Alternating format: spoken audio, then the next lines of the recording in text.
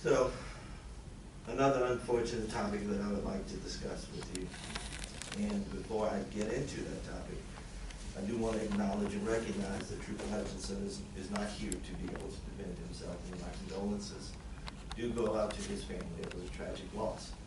But it's also a tragic loss when anybody loses their life in the custody of state police. Regardless of how it happens, it's a tragedy. But it's even more tragic if the state police had anything to do with it. I'm not making a judgment as to whether they did or they didn't in this case, but it is more tragic when that is the case. Now, my understanding is that Mr. Greene's death was originally reported as a result of him simply becoming unresponsive. There was no mention in the police report about the circumstances that we now have heard a tape that was describing what happened in that particular instance. Were there others involved in the production of that police report that simply indicated that Greene was taken into custody after resisting arrest in the struggle with the troopers and became unresponsive, with no details of what happened? Sir, this matter is under criminal investigation. A criminal investigation was conducted immediately by state police. Immediately by state police. I understand. And that matter was submitted to the Union Parish District Attorney's Office in August of last year. That matter continues under the purview of the Union Parish District Attorney's Office and also with the Federal Bureau of Investigation. There is an ongoing criminal investigation about the whole matter, and it is not appropriate for a public discussion of those facts at this time. Well, I will ask you to again revisit with me and let us take a look at the scope of that confidentiality and whether there can be private communication with this commission about those issues in the future. Anybody else? Mr. Chairman, I have a question in regards to the normal practice of IA is to wait for the criminal investigation to be over.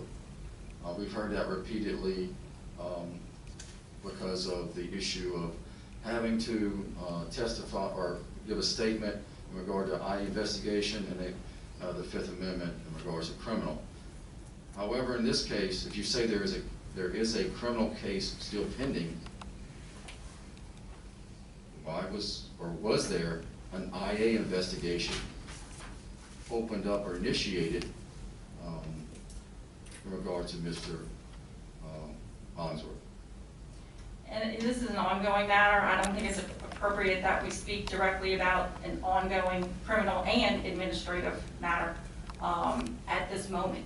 It's not up on appeal yet. It's still in the process. I don't think that commentary Well, Mr. Hollingsworth with regard to a specific case is appropriate, okay? But generally speaking, the purpose of waiting is the due process rights of the person involved. And those due process rights are important. And I know it's not popular at this point to think that policemen have the same rights that other people accused of committing crimes do, but they do. And when you conduct an investigation and you order someone to make a statement, it implicates that. It's a difficult balancing act between protecting your employees' due process rights and administratively making sure you address your administration, your agency's problems. And those two things are competing factors. Generally speaking, in cases where someone is accused of a crime or potentially actions that someone may find to be criminal. So those are the things that are weighed in matters where someone is accused of a crime as opposed to only an administrative violation. Okay, so, but the question is, in regards to Mr. Hollingsworth himself, he's not going to appeal. is the facts of his IA investigation still in process? For example, are the facts of why he was, what I understand, had a letter of dismissal, is those facts going to still proceed and complete that IA investigation? The investigation was into the entire incident, so there are others Okay. involved, and that process is not complete at this moment. Thank you. Yes, sir, Commissioner now. The question I have is where in the process does this commission get involved?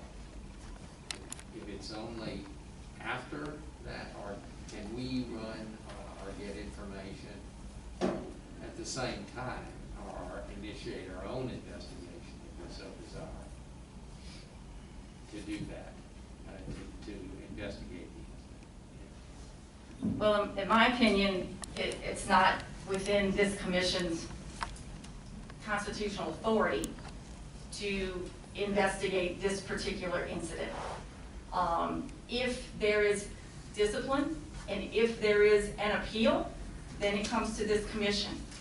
But in my opinion, it is not within the constitutional authority of this commission to put its hands in the middle of an ongoing investigation and an ongoing process conducted by state police.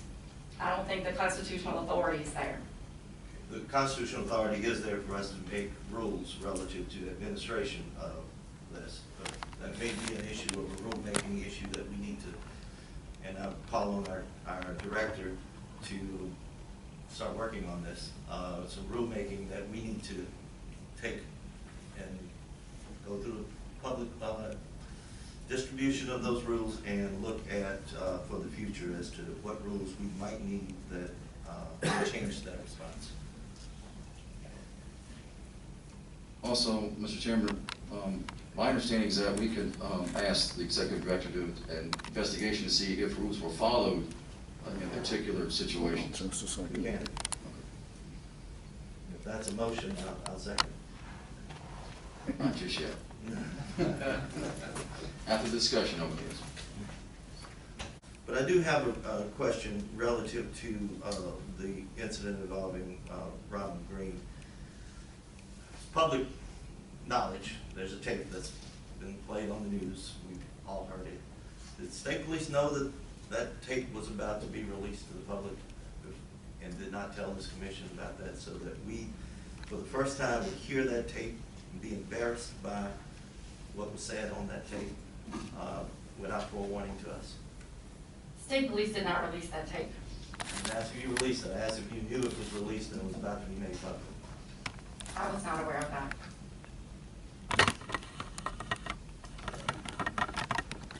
Anything else relative to the matter involving the death of Roanld Greene that anyone wants to ask any questions? Okay.